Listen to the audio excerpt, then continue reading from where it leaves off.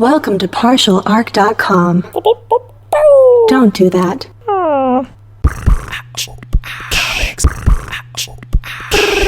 I'm here to save the day. I'm here to save the day. Soon I will be invincible. Because comics. Welcome to Because Comics. This is episode 65. I'm your host, Jay Jones, and I'm joined by my co-host, the slippery Mike Christensen. They'll never catch me, coppers. Ah, there he goes again. Now, Mike, now that we have, I can't say captured, because obviously a slippery character like yourself cannot be subdued by the law or a man like myself. Or shackles. Or shackles. Definitely not. Overly large shackles, like oversized shackles. Doesn't matter, I grease myself, fools. I was going to ask, is it grease or is it some kind of like Nickelodeon gack? Well, some real deep cuts there. I could answer this question, but instead I think I'm going to segue out of it. Perfect. Because I'm slippery. Oh, well done, sir. And what are you segueing into? Comic books. Excellent choice. How about comic books that we like to read? Oh, I like that. Yeah, you'll never remember that question that you asked me. I'm so slippery. Damn. Every episode we talk about comic books that we read. They are on our pull list. Yay! And are you reading, Jay? Let me tell you, Mike. Okay. I'm reading from Boom Studios. You got to say it like that because there's a big exclamation mark at the end of Boom. That's true. It's very fun. It's Big Trouble in Little China, Escape from New York. Now, Jay. Yep. I've heard of both of those things. Yes, you have. I've seen one of them. Now, I didn't screw up and just say two different things simultaneously together. They are actually two things in one, Mike. Now, can you tell us a little bit more, Jay? I can. Now, I would like you to, because the segment gets very weird if we don't. Yeah, if I just stop here and move on, Yeah. You'll never know. All right, my pull. So the writers are, well, there's one. Greg Pak is the writer, and the artist is Daniel Bayliss. And it is just, oh boy. If you guys know about Big Trouble in Little China Sure. and Escape from New York, if you know about both of those things, you already know that this is probably great. But for anyone who doesn't know, I will explain. Big Trouble in Little China and Escape from New York are both movies in which Kurt Russell plays the titular character in each film. I believe they're also both John Carpenter films. Are they? I think so, if I'm thinking of the right person for Escape from New York, yeah. Interesting. Either way, you should watch both films if you haven't seen either. Have you watched them? Great. Welcome back to the podcast. Now, Big Trouble in Little China is a crazy, goofy, kind of like comedic film. I think, and Mike's already done a poll on Big Trouble in Little China already. On their Boom Studios specific comic, Boom yeah. Studios comic. Well, Escape from New York is, if you've ever heard of Snake Plissken from like the Metal Gear Solid video games, it's kind of based on, or this character's based on it. I don't know which one came first. I guarantee you Escape from New York came first, before Awesome. the Metal Gear Solid video game series. Well, it's and his basically name is, looks exactly the same. His name is Snake Plissken in the film. He's also Snake Plissken in the video game. Is he really? Yes, he is. That's disappointing, Yeah. and not at all, also. But I have mixed basically, feelings about that. Kurt Russell in Escape from New York is like the ultimate badass, like assassin, covert ops. Eye patch plus mullets. Yep, It's not really a mullet, it's just sort of... No, it's a power mullet. I Farrah believe that's what Fawcett it's hair. called. Yeah, sort of. Well, Farrah Fawcett was known to have great powers. Sure. Yeah, so Kurt Russell in Escape from New York, like I said, the ultimate badass, and basically Escape from New York kind of takes place in this post-apocalyptic-y, like almost Mad Maxian future, but not quite. It's not as bad as Mad Max, but close. And Big Trouble in Little China takes place in the 80s in San Francisco, I think it was. Yeah. And it's filled with, it's basically a mix between, it's throwing Kurt Russell into like a kung fu movie, basically. Yeah, and he clearly thinks he's the main character. And he's not. He is not at all. And he constantly refers to himself in the third person. He always calls himself, well, you know, old Jack Burton would, Yeah. and says that all the time, and it's great. Well, this comic takes these two movies and slams them together. Basically, the inciting incident is old Jack Burton from Big Trouble in Little China, Kurt Russell, and drawn like Kurt Russell, is driving his big rig. He's a big rig driver. I guess I didn't give any context to who that character is of Jack Burton, Big Trouble in Little China. It doesn't matter. Anyways. Yeah, he's a truck driver. He's a truck driver who just thinks he's the best, and in some ways is. And nope, not at all. He is driving, and he somehow gets sucked through like a dimensional portal and lands in the world of Escape from New York. That's unsurprising, considering what I've read of that comic. Yeah, and he lands there and immediately finds himself like in the middle of the scene scene from the most recent Mad Max Fury Road where like he just lands in the middle of like the desert and he's just surrounded by all these Mad Max looking cars, and they all recognize him and they think that he is Snake Plissken from this universe, Sure. who is known to be a badass, all over.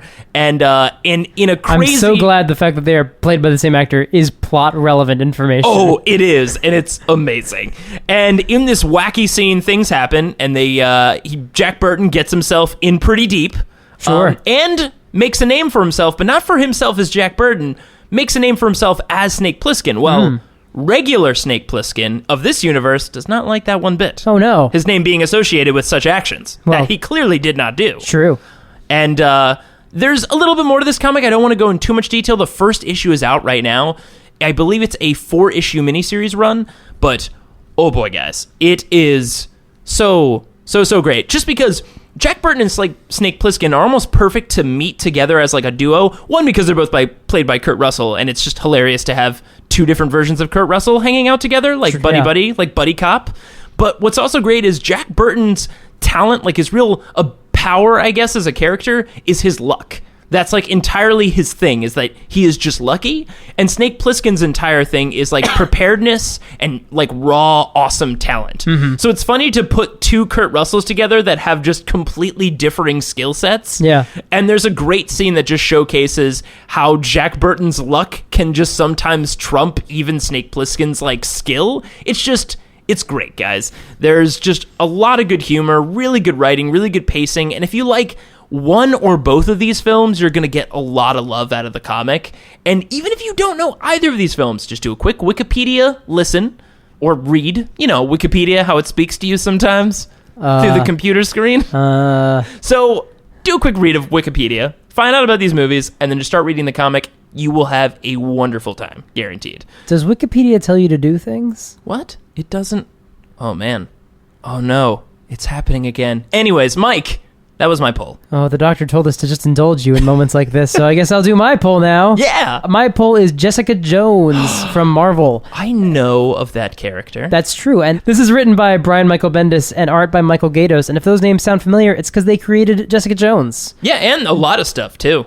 Yes, but specifically, this is the original creative team. It is for Jessica Jones. That's amazing. For Alias, as the series was originally called. They could not call the TV show Alias for reasons that I'm sure are apparent. I wonder why. Yeah. Well, I can't think of a reason, so neither can I. Just gonna go ahead and press forward. Would have been weird. You know what's weird is if Jennifer Gardner was cast as Jessica Jones. Would that have been strange? Here's what's strange. There are people in our audience who probably don't get that reference. Probably not. Because they were not around when Alias was on TV. Alias is a TV show, guys. Mike, tell us about the Jessica Jones comic. The Jessica Jones comic is interesting because Jessica has had a pretty interesting life since that original series, in that she has married Luke Cage, she's sort of become an Avenger, but like never really for that long, never really like sticks around, just sort of like helps them out when she needs to, but she's been a little bit more. She was a reporter for a while. We should give a little context of who Jessica Jones is for people who haven't seen the Marvel TV show or have read the comics. That's true. Jessica Jones is a former superhero who had just a real rough time, and then turned away from being a superhero, turned to drink, turned to not being a superhero anymore. She's basically a noir character who has superpowers. Became a detective. An okay one, pretty good one. Yeah. With not the best powers. Although to be fair, in the Marvel universe, in the cinematic universe, she's like one of the 3 people who can fly. But in the comics, can she fly in the Marvel cinematic universe? Can fly, not especially well. Okay. It's sustained jumping more than anything else, but it's not like the Hulk, where she's like, oh, bam. It's like, and I'm still going. Is it going? Maybe there's a building in the way. Even in the original comic, it's like, she can fly, but like, not real well. Right. And yes, she had a child with Luke Cage. They named their child Danny after Danny Rand. Aww. Little girl named Danny. And she's, been around for a while. This series opens up with her getting out of prison. Oh. Out of jail, but like maximum security jail, like because she's clearly being like bailed out or something. But she wasn't like, as far as we know, arrested. It seems like not enough time has passed, or she was arrested. She wasn't like convicted. It seems because it doesn't seem like enough time has passed for that to be the case. Gotcha. But she is coming back to a life where everyone is mad at her. So Misty Knight shows up. Misty Knight, who's currently a character on the Luke Cage series. And she has like a lot of harsh words for Jessica, and we don't know the context. At one point, Spider-Woman shows up, and she's also got some harsh words. And there's this sort of unspoken thing that has happened. Only one issue is out so far. But it's interesting because she has made a lot of progress as a character and evolved, and she seems to have backslid. And not just in the sense that like, oh, every time a new writer takes on Johnny Storm, he just sort of forgets all his character development. He's a hothead again. Yeah, this is like actively like her character has backslid. This is deliberate by the creators, because Brian Bendis has been writing her for a good chunk of her appearances. Like I think pretty consistently he's been penning her. And so it's a not like noir-y, hard-drinking character can, have certain aspects where you can creatively tell a story where she has backslid. Yeah, exactly. And we don't know what has happened, but it does seem that she has messed something up, and she's trying to get back to actually being a detective, as at least in some way to have some semblance of normalcy again, and we're going to see how that plays out. I don't know if this is like... I don't know what's going to happen exactly. I know a little bit more about what happened to her past, but not that much more. I don't want to give away kind of like what happens. But it opens with her being bailed out and no one is there. And it's not even like it's not like a maximum security. This is a security prison that's like in the middle of the bay. It's one of those like, hey, the chopper will be here in 45 minutes. So she jumps to the shore and just barely just misses it. Yeah, and it's to like climb up onto the shore. And Luke Cage isn't there? Luke Cage is not present in this comic at all. I don't want to say that. I will say that he is not present, like by her side. Something has happened, but she is still married to Luke Cage, to the best of my knowledge. Now they've had rough patches before. They had a bad road leading into Secret Invasion, and when that crossover happened, they were on the rocks right before that happened. Right, but. Seems like whatever has happened, I don't know for sure. My theory is either Luke Cage doesn't agree with what she did, or this is a fight between her and Luke Cage that has all these other consequences. Right. Like maybe she and Luke Cage had some big disagreements that then led to her committing some sort of crime, or she committed some sort of crime that led to a big blowout with Luke Cage. Right. I don't know exactly. You know who else is not present for a good portion of this is her child, and that is not like the writers forgot about it. And it isn't like her being like, man, where is my child? Yeah, it's not like the final 5 seasons of Friends where it's like, did someone have a kid? Did half of us have kids? Half of us have children. Where are they? Oh yeah, shouldn't we have children? It's like, hey, where is the baby and is the baby safe? Is a question asked more than once, and the answer is not yet given. So we will see what happened, what has taken place. A lot of questions to answer with Jessica Jones. Yeah. Well, it sounds very intriguing. Yeah, if you liked the original Alias comic, if you haven't read it, you should definitely check it out. But I am interested to know more of what goes on in this comic book series. Sounds excellent, sir. So, those were our polls, and that'll take us to our main segment. Mike, kick things off. Triumph and Torment.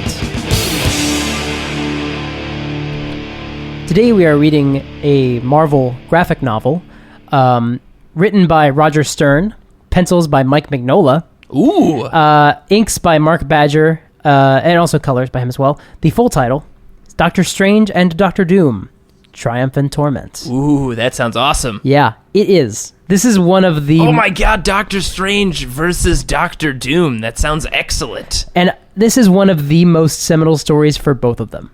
Wow. And we will get to why. Is it because there's a movie coming out Well, soon? no. That's why we're talking about it. Yes. Oh, is that why?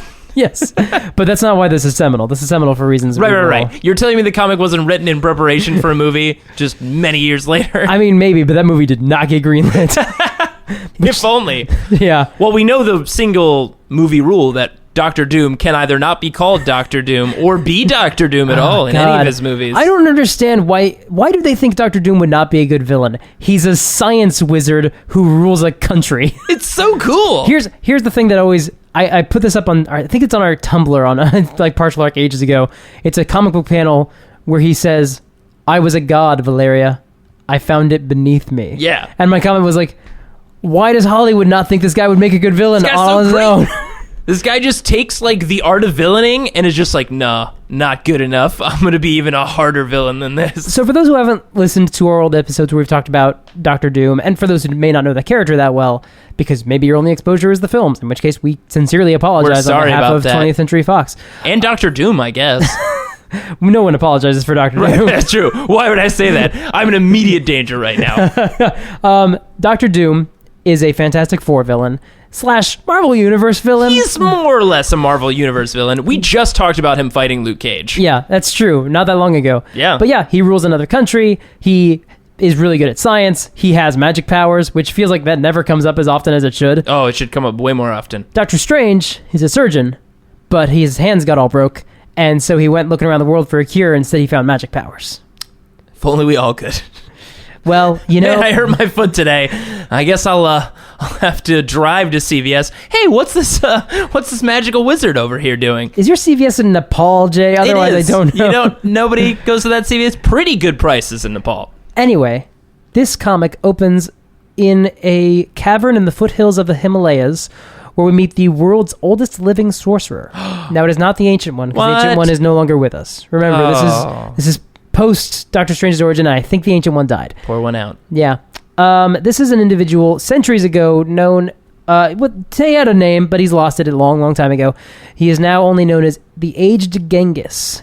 Interesting. And he is hovering in the air, cross-legged, and he is talking a lot about how mortal concerns and earth and flesh and bone don't matter, and his assistant is like, yeah, but you need to eat something because you haven't eaten something in weeks, and like you really need to do that. And the narrator reminds us that the years have not been especially kind to the mind of Aged Genghis. To be fair, he doesn't eat frequently, so that probably has a big impact. He's also centuries old, and he kind of looks it. Yeah. He doesn't look like the Crypt Keeper, but he doesn't look like no spring chicken either. The Crypt Keeper. It's a funny visual to imagine him floating in the air, legs crossed. Oh, by the way, this individual is wearing a cloak and a little like tunic thing around his waist, and that's it. I mean, I think that's what we were all picturing. I just want to make sure we're all on the same page. Right. Fu Manchu beard. For anyone who is picturing basketball pants and like a suit, maybe? Not those things. That's page 4. No, the assistant says, you have to have some food. If you don't eat, you die, and then I will have failed you. Take some food. Don't doom us both. And the old man says, you don't know what doom is. Doom's a person. Doom is a man. A very driven man. He came to me years ago. And we cut back and we see this individual in, winter gear come in and demand answers, demand to know sorcery. He says he's not just an ignorant novice. He has studied science and sorcery since his youth, and he wants to learn more. And the old man says, yes, I see you suffered some very minor injury in your quest for knowledge. And this man blows up. He says, this is not a minor injury. Don't mock me. I don't need your pity. And he roughs the guy up, and the old man says, all right, yeah, go to Tibet, find the High Holy Men, they'll help you out. And this man named Doom leaves Genghis alone lying on the ground for like all night. And Doctor Strange shows up the next morning and says, hey, what's going on? What happened? And Aged Genghis says, I did my destiny. This was always part of my life, is I was always going to tell Doom where to go and where to go find his answers. Not cool, Genghis. And we see that while Doctor Strange is taking care of Aged Genghis for like 3 days, Doom goes to the Himalayas. He learns their magic for years. They give him armor, and this is a true story from the comics. This is actually, we're flashing back to I feel like they should have a prerequisite, like, yes, we will train you in the mystic arts. Real quick question, your last name, if you could just give it to us real quick. We just want to make sure it's not Murder Ball or Death Slayer Killgrave or, anything like that. Oh, no, it's Doom? Oh, you can't you can't learn our magics. Von Doom. Oh, it's Von Doom. Oh, well, that's fine. And he has them commission armor for him, and they say, well, tell us if it pains you. And he says, pain is like love, like compassion. It is a thing only for lesser men. What is pain to Doom? Why is this character not in a movie? And this is a true story for comics, for this fictional world. I guess I should clarify. His mask was not completely cooled yet, and he did not care. Just put that on he right said, away. Put it on my face. I do not care. Now remember, he has a very, very slight scar, and he puts this scalding mask on his face because he does not care. And he says, never again will mortal eyes gaze upon the hideous countenance of Victor Von Doom. And then we see him out in the snow. So I love that one scar was just bad enough that he was like, throw it all away. Yeah. I do not care anymore. That's the vanity of Doom. Yeah, love it. Yeah, and he's standing in the snow. He says, from this moment on, there is no Victor Von Doom. He has vanished along with the handsome face he once possessed. In his place now stands Dr. Doom. Which, by the way, he did not get a doctorate. He does not have it. He's not an actual doctor. Well, there's the vanity. He was just like, I don't need one. Yeah. Why would I? I'm so great. Honorary title. Meanwhile, we cut to, as Genghis is finishing this story, this light shines down upon him, and he starts to get a little more lucid. He says, every 100 years, certain stars fall into alignment. Their combined light shines in here. Kind of gives me some clarity. Time of the Vishanti is here, and he leaves. He goes outside and just makes a bunch of light around himself and just teleports away. I'm sure his assistant was like, oh no, it's going to take so long to find him. His assistant says, no one will ever believe me. Probably not. And aged Genghis flies to a temple in Southeast Asia. It's it's got like the face of one of the Indian gods. I don't remember which one. It's probably very iconic. But it's all overgrown with vines, and he casts his magic out and he clears it off. All the magic spells in this book are in verse, by the way. Oh. So, by the mists of Manipur, loose the power of Hoggoth's hands. Clear away this hallowed door. This the Genghis now commands.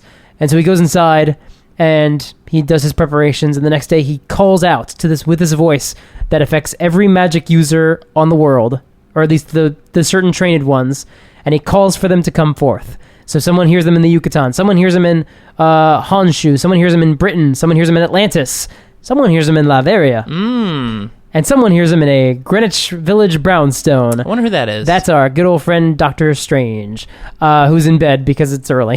Yeah, it's early sure. in New York. And he... I'm sure the Genghis didn't coordinate with like, now what's going to be a good time? He's eating lunch. He's probably about to go to bed. Dawn here, so... I don't know. Gotta make sure I get this right. And he says, hear the words of the aged Genghis. Hear me and take heed. I summon you to a gathering of sorcerers, there to settle a question of power. Come to the Temple of the Three tomorrow and meet your destiny.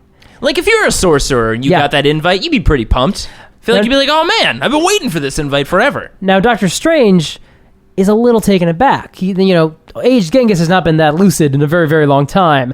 Why send that sort of summons? Where did he get that kind of power to send that summons in his old age? And so he calls an all-night travel agent and he books a ticket. And now he says... He doesn't use magic? Here's the thing. He thinks to himself as he's waiting for his cab, I could make better time transporting myself there mystically. But there was something about the Genghis' summons, a psychic undertone perhaps, of a possible threat? He just wants to be safe. So he's just going to go there as a normal person. He goes to India. He hires a boat to get him into the jungle. He goes through the jungle with a machete in like the full-on like khaki jacket and like hat. Wow. And he finds this temple that is beautiful and stunning, the Temple of the Three. And he's all sweaty and gross, so he uses his magic and he turns himself into regular Doctor Strange and he's all clean. Magic, pretty convenient sometimes. Yep. And he goes inside, and everyone there is familiar with him. Now, there's a lot of people here from different cultures. There's an individual named Jules St. Thomas, who I think is meant to be Jamaican. There's someone from Atlantis, like I said. There's someone from Mexico. There's someone from, I don't remember which Asian country. I'm not sure. And they all have heard of Doctor Strange. Some of them know him personally. Some of them have just heard. Apparently this man supposedly eradicated all the world's vampires. Wait, Doctor Strange did? Supposedly, which I guess is not true because Blade is still a comic in the Marvel Universe. Right, so and Morbius, he counts, right? He's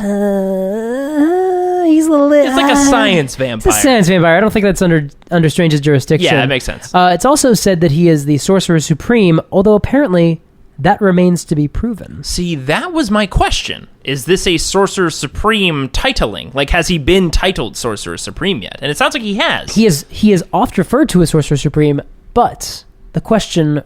You know what? This is a great parallel. Dr. Doom took the title of Doctor without proving to be a doctor. Oh, you know what? Two prideful men. Taking these titles that they didn't earn yet. Yeah, or at least someone said, like, hey, you're the Sorcerer Supreme. But, like, no one checked. Yeah. Make sure that was cool. Oh, wait. We checked that guy's credentials, right? Yeah, I'm pretty sure we did. Did we ask all the other sorcerers if they're okay with this? We had that sorcerer meeting and voted, right? No, we didn't? Every 100 years? Was it Tony Stark? They look so similar sometimes. And aged Genghis says, I have not hosted so large a gathering in several centuries. It is encouraging that many of you are receptive to the call.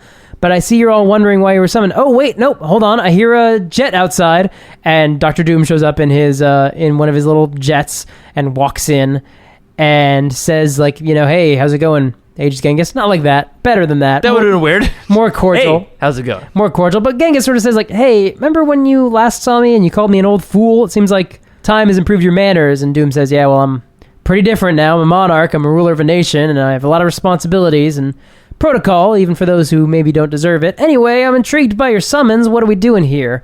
And Aged Genghis says, yeah, we are here to decide who among us is the Sorcerer Supreme. We're going to officially title one of you guys. And Doom says, titles and honors I have aplenty, Genghis. There must be more behind your summons than that.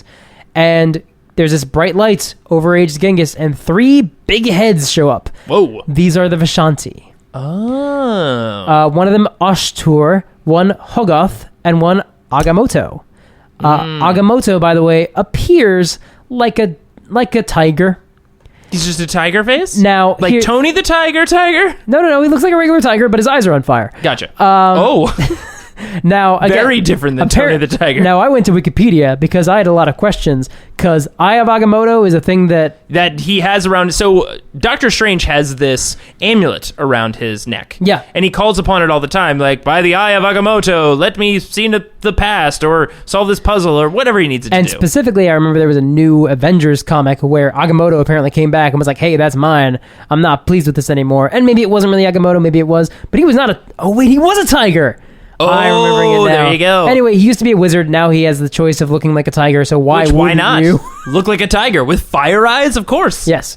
Anyway, they say that, many of you have called upon our names. You use us to conjure your powers. Now we give you the chance to prove yourselves.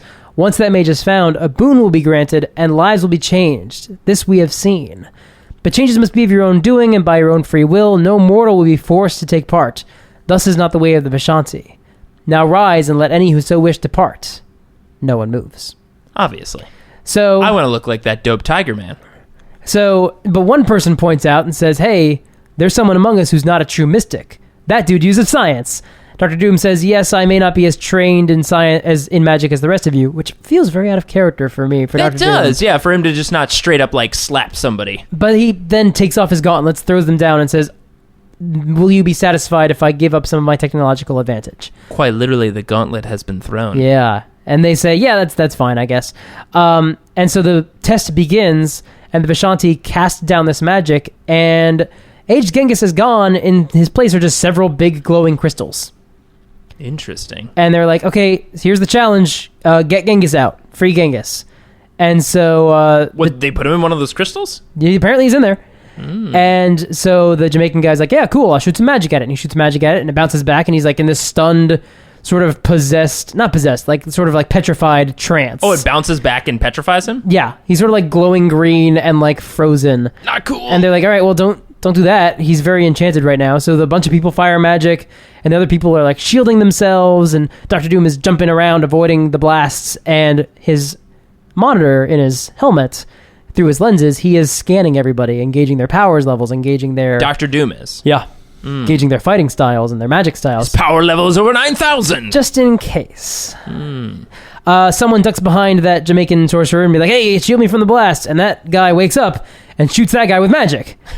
Everyone who's been hit by the magic bouncing off the crystals is now possessed. Oh, no. And they are shooting magic, and now it's like Doctor Strange... They're shooting magic at other sorcerers. Yeah, people who aren't possessed. And to a certain point, suddenly Doctor Strange is the only one left standing, except for Doctor Doom. The only two of them who are not possessed and fighting off magic from all the other enemies. And they're using magic to sort of, hold back opponents and just sort of like not do lethal damage, obviously. Although, Dr. Doom isn't exactly being careful. Right. But everyone's unconscious on the ground. He's being cordial. They're fellow sorcerers. Yeah. Dr. Doom in his head is thinking, even with the aid of my armor's sensory apparatus and my computer guidance systems, it takes every bit of my will to deal with these entranced fools. I must not slacken. A greater challenge yet awaits me. You did say Dr. Doom, right? There's been a few times that I keep thinking you're saying Doctor Strange and then describing Doom's activities. I think I said Doom. Perfect. I hope so. I hope that they are different enough in character that you guys can follow. Yeah. As I say things like that. So, in this moment, when the two of them are the only ones left standing, everyone else is unconscious on the ground, and that crystal's still there, Dr. Doom takes a blast at Doctor Strange. And he fires and tries to restrain him with the Crimson Bands of Cyttorak. And Strange is like, yeah, well, those can be pretty easily reversed if you don't cast them the right way. Reverses them because he didn't cast them the right way. Sucker! And then Doctor Doom is... Should have gone to sorcerer class. Doctor Doom is imprisoned, and Doctor Strange is like, okay, so... What to do about these crystals that turn people into demons. So he leaves his body, becomes his astral form, avoids these beams from the crystals, and he tries to use his eye of Agamotto, and doesn't want to use it too much because, like, hey, Agamotto's used as the test, so, like... Agamotto's kind of there. He's like, dude, bro, not cool. Well, he says, like maybe that aspect will be turned back on me, but maybe I can use it to, like, channel my power, and, hey, wait, could it be this easy? And he goes down and he places his hand on the crystal, his astral hand, and says, Aged Genghis, I pray you come forth. And Genghis does. Because all you gotta do is ask. All you gotta do is ask, man. That's the real magic. That's the real magic of life. All of us are Sorcerer Supremes. Yeah, deep down. The magic word is please. Oh, man. Guys, special episode, Because Comics. Thanks for joining us. Anyway, everybody's fine. And Aged Genghis is like, yeah, cool, I'm good. And no one really knows how much time it's been. Some people thought the fight just started. Some people thought they've been fighting for days. We're not sure exactly. And everyone's like, hey, good job, Doctor Strange. Good job. You're the best. Yay. Sorcerer Supreme. We always knew it. And then they're like, all right, so, you are the Sorcerer Supreme. These are greater your skills, greater are your responsibilities. Sorry. And there was one thing to be settled, though, the boon. And he says, no boon for me. I'm cool. And they're like, yeah, no. I'm booned out. They're like, no, yeah, the boon's not for you. The boon's for the runner-up. Ooh. You got to give a boon to someone who didn't fall in the battle, but still... Look, you got to boon somebody. Yeah. He says, to anyone else who avoided the power of the crystal, there's only one who avoided the power of the crystal who didn't win. And Strange is like, yeah, no, I'm not giving a boon to Doctor Doom. I'm not going to give him anything that's going to make him a ruthless dictator. It's going to give him power. And Strange is like, or Doom is like, yeah, I don't need anything. I have the country. I'm cool. He says, I have no need to employ mysticism in matters of state. Makes sense. So for his boon, he says, there is but one boon I would claim from you. Shortly before her death, my mother's soul was forfeited to an unholy demon. Ever since that day, her spirit has been held captive in an infernal netherworld, denied her lasting reward. Help me free her, and our account will be settled. Or is one woman's immortal soul beneath the notice of the Sorcerer Supreme? And Strange is like, I mean, yeah, I'll do that. That's pretty awesome. Now, guys, knowing the background of Doctor Doom and all of these things, why is this not like a Netflix miniseries? Like, wouldn't it be amazing? It would be like House of Cards, like a young Doctor Doom coming to power in his country, Latveria, and gaining mystical powers, and being awesome at science, and losing his mother. Be like Hannibal. It would just be so great. Anyway, Aged Genghis is like, all right, bye, everybody, and the temple just starts crumbling. And everyone's like, wait, why did you... Wait, no, a little warning, please. He does. As he teleports, he says, don't tarry, the bereft of magic, this temple is none too sturdy. And they're like, what the dick? Dude, not cool. And so they all run away and the temple collapses. To be fair, he didn't give them a lot of instruction about the whole crystal thing. They all could have been demons. Like, there was no, like, oh, by the way, some of you might be demons by the end of this. So they get in, Doom and Strange get in his jet. They fly to Latveria, where he is greeted like, a king. Makes sense. Like, as he's in his car, his old-fashioned automobile, and he's, like, standing up, and Is it one of those cars with, like, the little flags on the front, like presidential style? It really should have them. I don't see them, but But they're handing him flowers, and he's, like, this little girl hands him flowers, and Strange thinks, oh, don't tell me, come on. And he says, like, do you see, Strange? Everyone curses me under their breath, but here, I'm beloved. And he's like, yeah, seems that way. And Strange is thinking, like, this must be for show, but, like, they seem real genuine. So we go into Doomstraat, which is the capital city, and we go into just the best name, Castle Doom. Awesome. And we meet Boris, the old man who works for Dr. Doom. And Doom says, like, hey, all that stuff is true that I said, and I barely remember my mother, and she is gone now, and we're going to go get her soul back. And as Strange adjourns for the evening to his room, he turns and says, Von Doom, if you have worked so long for your mother's salvation, why did you subject yourself to the contest of the Vishanti? Why did you never simply seek me out and ask for help? There's this moment of silence as Doom is just facing the fireplace. One of those big, big fireplaces. Yeah. I can only imagine, like, let me guess the scene here. Is the shot of just like him, arms folded behind his back? No arms behind his back. Just the cloak. We can't tell. Oh, we can't tell. I imagine his arms are behind his back. Well, last we Deep saw... in thought, staring into the fire. Last we saw one arm behind his back, the other holding a glass of wine. Oh, awesome. Even just as good. But there's a moment of silence, and the next panel is, I will bear any ordeal, Strange, but Dr. Doom does not beg. Good night. He's the best. Why is there not a movie with this character in it? So stupid. Anyway, Boris fills us in. Doom and Boris, these are gypsies. They had not the best lot in life pre-Doom taking over. His mother learned a lot about magic. Doom's, not Boris's. And she drew the attention of a malevolent force. As she cast a ritual, she met good old Mephisto. Yeah, we remember Mephisto, if anyone listened to that episode where he made a deal with Spider-Man. For his soul of his marriage or whatever. Anyway, he's the devil. He's the literal devil. And he gives her all sorts of power. And so the next day, when someone's mouthing off at her in a tavern, she casts a beam at him and knocks that guy down. And everyone else in the city also drops dead at that moment. Whoa! Too. And not just the men, all the women and babies and stuff. And she's like, yeah, that is 100% not what I wanted. I will give up all this power. I don't want any of it. And then this guy, this guardsman, who's dying, finds her and stabs her in the chest. Because, that's a reasonable reaction. Yeah, to what one can only imagine, an evil, sorceress just came to town and just killed everyone. So she staggers into the woods. Her husband finds her, and in her dying breath, she explains what happened. They bury her in an unmarked grave. He gets rid of her trunk of belongings, and it keeps showing up again.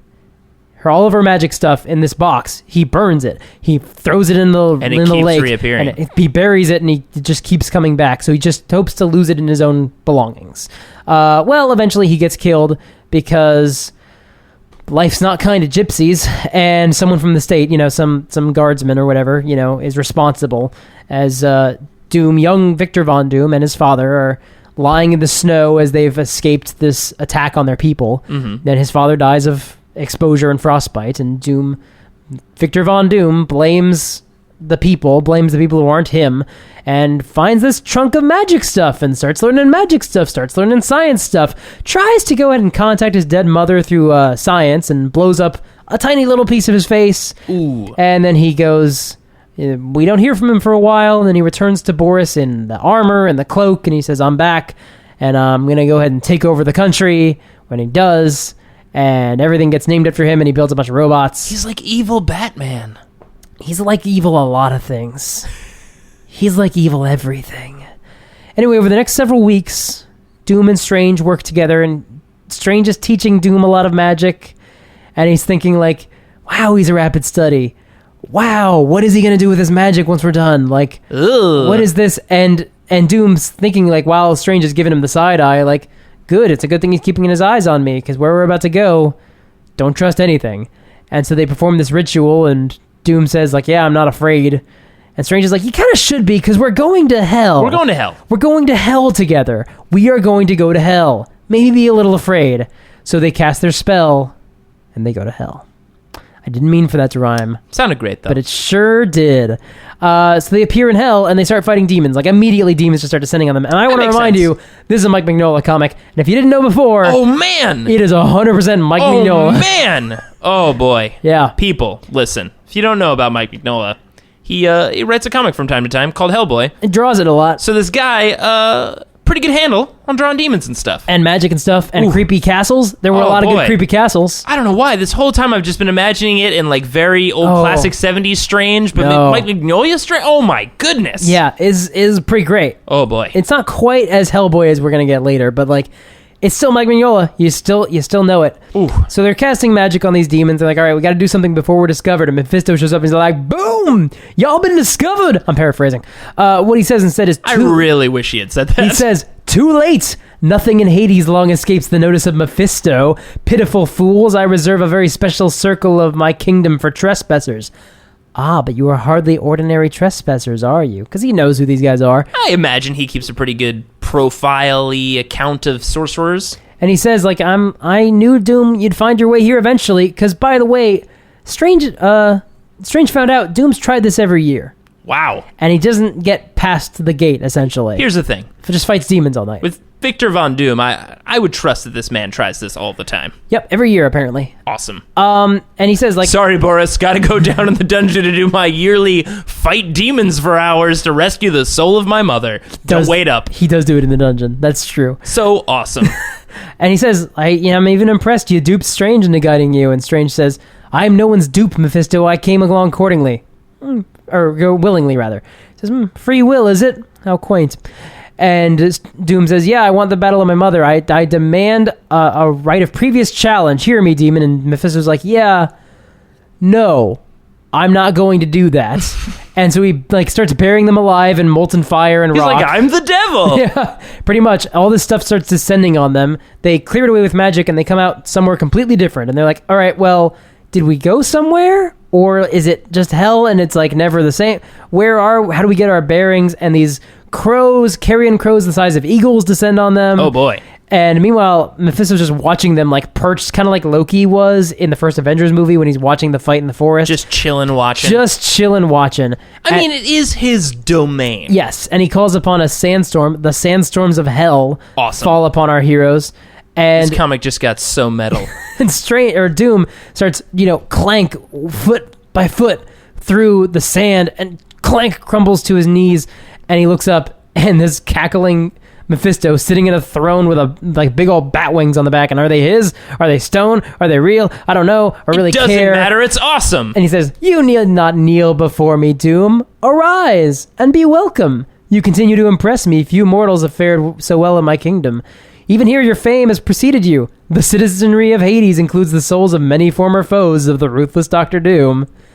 That's fair. That also, tracks. his throne is on a bunch of rocks floating over fire, and there's a bunch of tentacles around. Just a whole bunch of hell stuff. And he says, I've anticipated this for a long time. Let me show you what's happening to your buddy who's just wandering through the sandstorm. And we see Strange just sort of blind, and he's not able to see where he goes, and he tumbles off a cliff, and his cloak falls away, and the Eye of Agamotto falls away. Oh no. And he falls into a surgery ward of a hospital.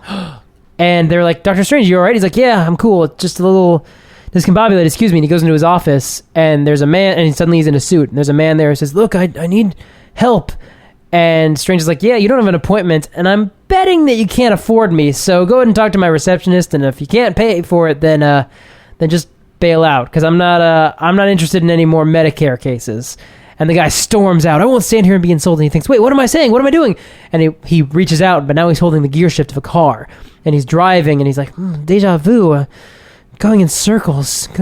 No, life throws you curves, oh my God! And he swerves off the road, and he tumbles, and suddenly he's in his bed, and he's in a hospital bed, rather, and the man's like, your hands, you'll never operate again with the nerve damage. And he's out on the streets, and he overhears someone talk about a Tibetan healer called the Ancient One who can heal anything. And suddenly he's running through the streets, and he's running through the snow, and he finds Tibet, he finds the Ancient One's temple, and they say, the Ancient One's dead. He says, no, that's not how it happened. He's alive. He has to. And they throw him out. They cast him into the snow. The disciples of the Ancient One. They say, never in his life did the Ancient One waste his power on the undeserving. Men such as you would not be welcome under any circumstances. He says, no, I've been here before. He said there was still a spark of decency in me. You must believe me. You must see the light. And his chest begins to glow where the eye is. He says, yes, no darkness can withstand the light of Agamotto, and he casts it out, and all them people are demons, and so many demons. And so now he looks like Doctor Strange again, and he says awesome things, but we are way over time on this episode. Yeah, but just read the comic, guys. It's freaking awesome. Anyway, meanwhile, Mephisto's bragging about how awesome he is and telling Dr. Doom, like, look, you're a great adversary, you're remarkable, but you're just a man. And I'm the devil, essentially. That's a pretty good comparison. But he does say, Doom says, you can't break me. And Mephisto's like, I don't want to. You're good. I like you as you are. He says, the plots and schemes you've devised over the years show a true talent for the diabolical. I should reward you. Behold the planet Earth. It could all be yours, Victor, if you but do as I say. And Doom says, the world is mine for the taking if I so desire. I need no such gifts from you. And Mephisto's like, yeah, well, I have one gift you care about, and the soul of Doom's mother appears in his hand, and then it's gone. and just disappears through Doom's hand like sand. And Mephisto's like, all right, you could barter me for freedom. What? Fine, what do you want? Come now, Victor. You know what I want. We cut to Doctor Strange fighting a bunch of demons, and Doctor Doom is being carried away by some demons. Doctor Strange sees Doctor Doom apparently prone, apparently unconscious, captured by demons. He says, well, I gotta help him. They're about to throw him into lava, and do hell stuff to him. I'm like, this is why I came here. It's a boon. I gotta help him. Yeah. And so he goes and he rescues Doctor Doom, and as soon as he touches him, he gets electrified. And Doom just stands up. He's like, yeah, cool, I'm fine. And Doctor Strange wakes up and he's imprisoned in a crystal. Not the same kind. He looks like he's like in ice, but his like chest and face are exposed. He has been double-crossed. Yes, very much so. And he asks Doom, what did he offer you? And Mephisto's like, you can't guess? Dude, Mephisto's just having the best time. He is. And Mephisto... He's crushing it. Mephisto crushing it in this comic. Makes the body, a new body, because why not? It's nothing to him. Sure. Of his mother, of Ms. Von Doom, whose name I don't remember, but whatever. Doom's mother. Mrs. Doom? Yeah. Cynthia. There it is. Cynthia. And he breathes the soul back into her, and she comes to life. And Dr. Doom says, here, like, you're alive, and I'm going to take you home. And she's like, what happened, Victor? What, like, when she finds out who he is, and it's like, oh my God, my son is here and wearing badass armor. Just looking awesome. And he says, I've secured your release. And she says, no, what, wait, my body, what's going on? And he says, no, it's all part of the bargain. And she's like, what bargain? If you had to make a bargain, then what have you lost? What have you cost? He says, it doesn't matter. It's just whatever's necessary. She says, no. One such betrayal like that, you forfeited your own soul. And he says, had I 1,000 souls, I would gladly sacrifice them all for you. We must leave this place now. And she says, no, I will not leave with you. That my son would betray another to Mephisto, this is the worst damnation of all. You are no son of mine. And her body turns back into stone. And Doom is obviously horrified. Right. And collapses to his knees in front of his mother. And Mephisto says, there, perfect. I have all three of you now for all eternity. That was always the plan. And Strange is enraged, and he says, had I the power, I would... And the ice shatters. Or the crystal shatters, and he looks in his hand. He's like, what? How did that happen? There's a little mechanical device in his hand. Just in case. Which he did not know about. So somebody placed a little mechanical device in his hand. Yep, and he says, this betrayal was a sham? And Mephisto's pretty pissed, and he says... Hey, pretty awesome that Doom pulled one over on the devil. And he says, you mortals seek to deceive the Prince of Deception?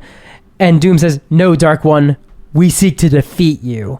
And he and Strange start casting all sorts of magic. Now, again, he's the devil. It doesn't go super well. Right. All the blasts they fire, and at one point, they fire lasers at him, and he just opens up his cloak, and his head is a skull, and inside, there's a bunch of planets and, like, spiky mouths and eyes and crazy, crazy Mike Mignola art. And Strange puts a shield around them, all three of them, including Cynthia.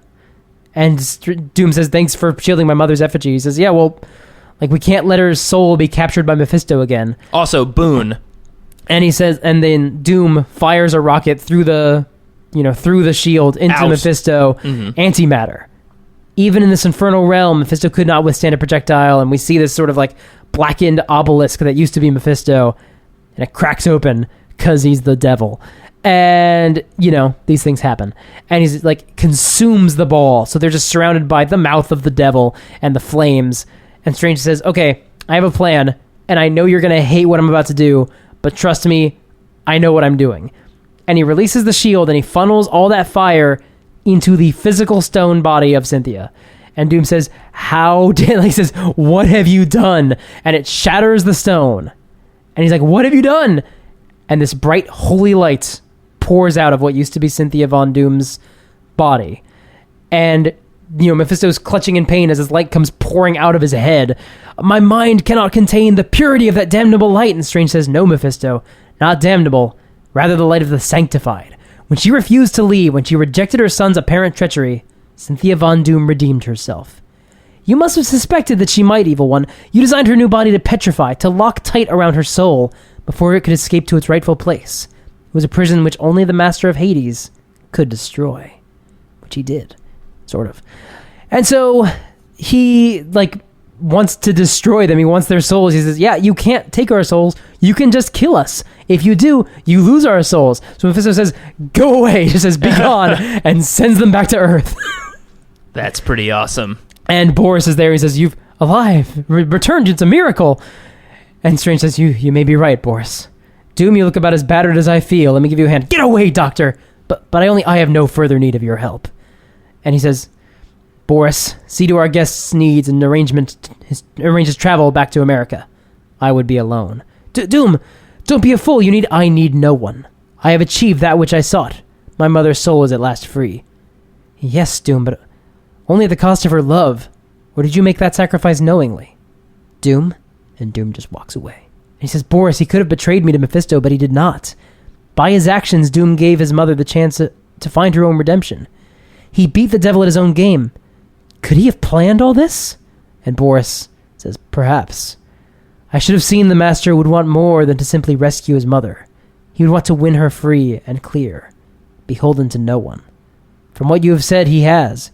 He owes you nothing, and his mother's soul is free.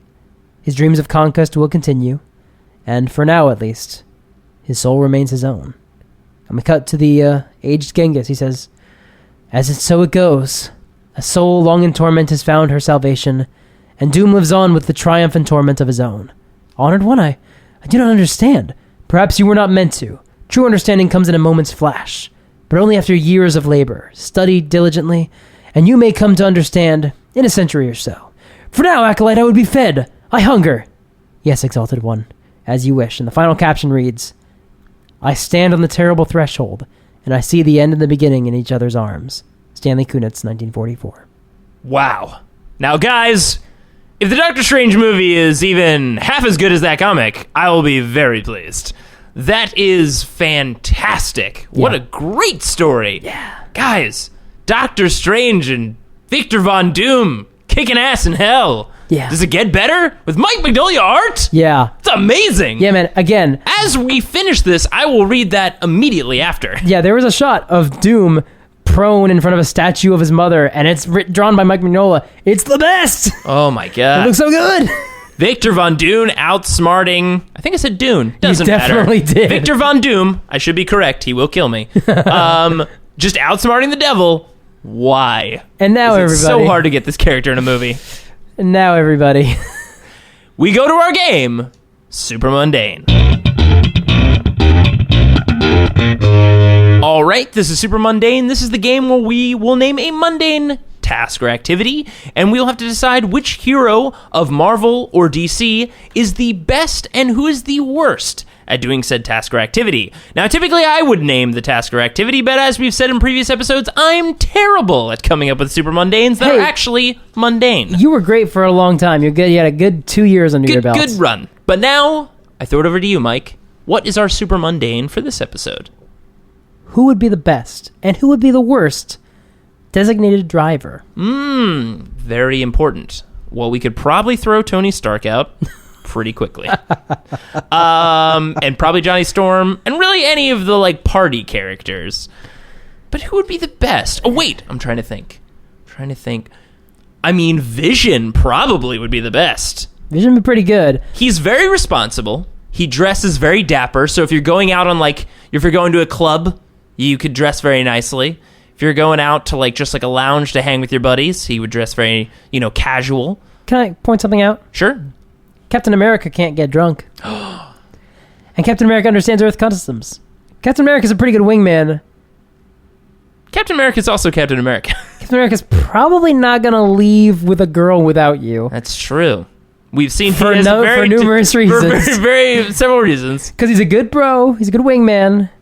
And he, and also, he would also take that seriously. He would probably just be like, I am your wingman. Like, this is a mission, and I will stick it out. But it's also possible that he's a buzzkill. Yeah. I don't know. I've never partied with him. He's almost a perfect wingman, because he has all of the pieces that are like, you would be like a perfect date, but is a bit of a buzzkill. Yeah, he doesn't know how to put them together in a way to salt your game. So he's just enough to be like interesting to keep people engaged and around, but not enough to salt your game. He's really quite literally a perfect wingman and a great designated driver.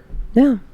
And he could have some drinks. It's not like he wouldn't drink. He could drink to keep, appearances, but then it's not going to affect him at all. Yeah, Wow. You're right. Captain America is a great designated driver. I believe it. Thanks, Cap. Although, no, yeah, it's his blood alcohol level. So yeah, you'd be fine. Yeah. Now, who would be the worst? And again, we have rules from time to time. Iron Man's real bad. He is real bad, but we have this weird pseudo rule that no. Why would he be a bad designated driver? He's an alcoholic. He shouldn't be drinking. So don't take him out with him. But like, if he's there, he should be responsible.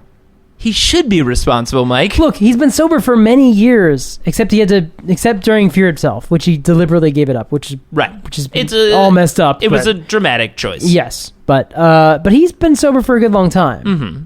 He could be responsible. But would he be the worst designated driver then? Because here's the thing. Actually, you know what, Mike? I would almost challenge that he would be a great designated driver. That's what I'm saying. Because he knows the ramifications of going too deep in that bottle.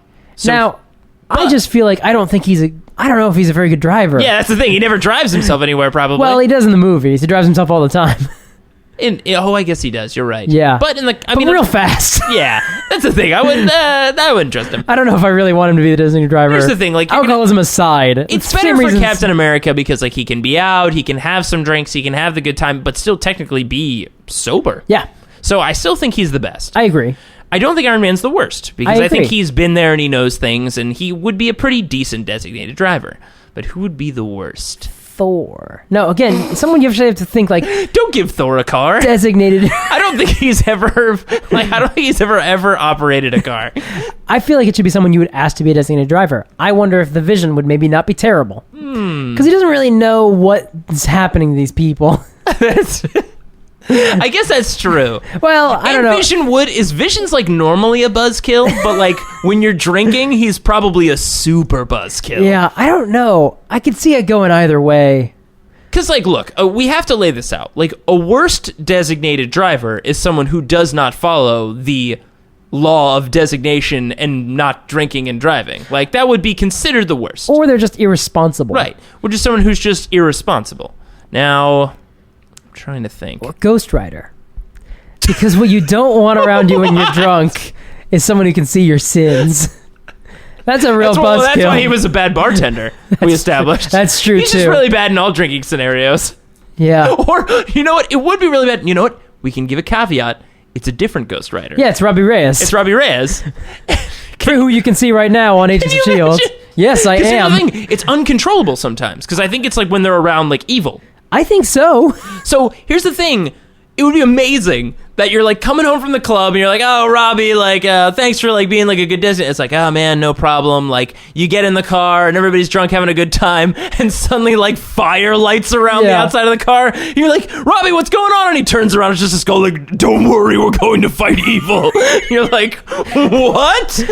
No, I don't want to do this. No, it's 2 a.m. I gotta get up tomorrow. I don't know. I shouldn't have been out this late. He says, no, we gotta go to Venice right now. There are souls in need of punishing and damnation. It's oh my God. I'm immediately sober. What happens to you if you're in Ghost Rider's car? That's what I'm wondering about. It just becomes a demon car around you. He would be the worst designated driver because that's the thing. He could be responsible and then just, not at all Ghost anymore. Ridering happens and you're literally along for the ride, quite literally. Because he's Robbie Reyes and he turns his car into a fire demon car. Yeah. Which is cool, but not when you're inside of it. Well, it might be cool, but not when you're drunk. Yeah. Oh, man. That would be... Just flying down the road, bad. You roll up in the window, and then your head's on fire. And that's just alcohol involved. Imagine if other substances were involved and you're in the back of that car and it turns into a demon car. You'd lose your mind. Or you just think that that's what's meant to happen. Yeah, you'd be of course this is happening. Oh, well, this can't be real.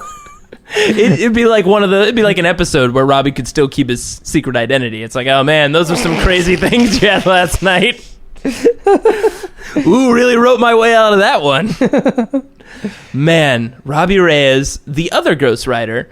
The other Ghost Rider. Yeah, there is a couple. Guys, those are our picks. Captain America for best. Yeah. And Robbie Reyes, the Ghost Rider, for worst.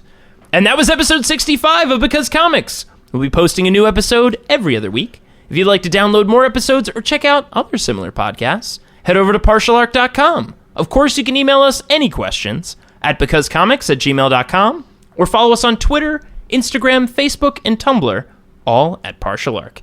And be sure to check out more content from our comic boy wonder, Mike Christensen, at partialarc.com, where he writes articles every Tuesday and Thursday.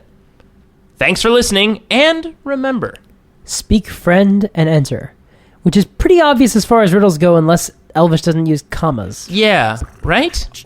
I think so. That makes sense. Yeah, they must just not have commas. Because comics.